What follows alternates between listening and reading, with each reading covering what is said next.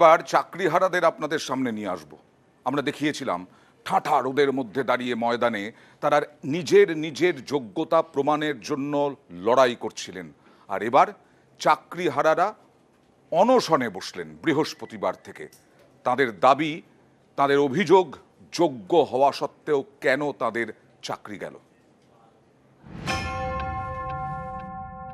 যতক্ষণ না পর্যন্ত আমাদের চাকরিটা আমরা ফেরত না পাই, আমরা আমাদের জীবনের সমস্ত শক্তি ঢেলে দিয়ে এই আন্দোলনে আমরা অবতীর্ণ হব।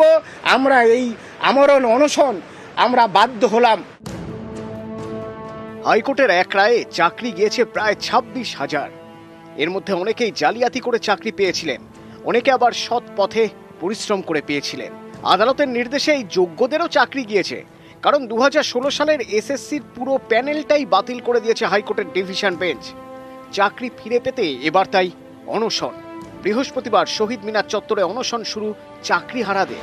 সংগ্রামী যৌথ মঞ্চের ব্যানারে জানলাম যে এসএসসি দোষী আর নির্দোষদের মধ্যে ফারাক করতে পারবে না বলেছে, তাদের কাছে কোনো প্রমাণ নেই।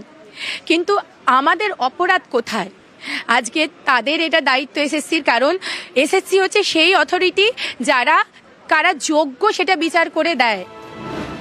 গত 22 এপ্রিল চাকরি বাতিলের নির্দেশ দেয় হাইকোর্ট। সেই নির্দেশকে চ্যালেঞ্জ করে সুপ্রিম কোর্টে গিয়েছে এসএসসি, রাজ্য সরকার এবং মধ্যশিক্ষা পর্ষদ। প্রথম দিনের শুনানিতে চাকরি বাতিলের নির্দেশে স্থগিতাদেশ দেয়নি শীর্ষ আদালত। আগামী সোমবার ফের শুনানি। আগামী যে শুনানি সেটা আমাদের মরণবাচন লড়াই। আমরা সেই জন্য আমরা যেমন আইনি পদক্ষেপ গ্রহণ করেছি, সেই সঙ্গে কিন্তু অনশন কর্মসূচি এটা আমরা গ্রহণ করতে বাধ্য হলাম। কারণ হচ্ছে শুধুমাত্র এসএসসি বা মধ্যশিক্ষা পর্ষদের মুখের কথা আমরা আর ভরসা করতে পারছি না। আমাদের একটাই দাবি যে আমাদেরকে কেন ওই অযোগ্যদের সঙ্গে এক করে দেওয়া হবে? আমরা কি করেছি? চোর ধরতে না পারলে সবাইকে চোর বলে প্রতিপন্ন করা, এটা কোন দেশের আইন? একদিকে আইনি লড়াই, আরেকদিকে পথে নেমে আন্দোলন। চাকরি ফিরে পেতে এবার অনশন।